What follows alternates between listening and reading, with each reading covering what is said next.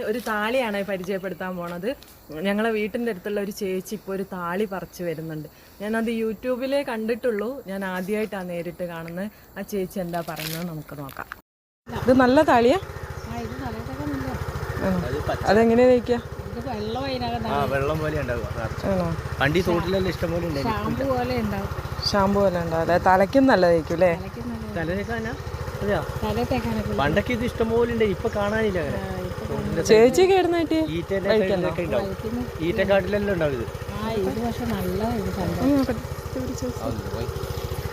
ഞാൻ നോക്കട്ടെ.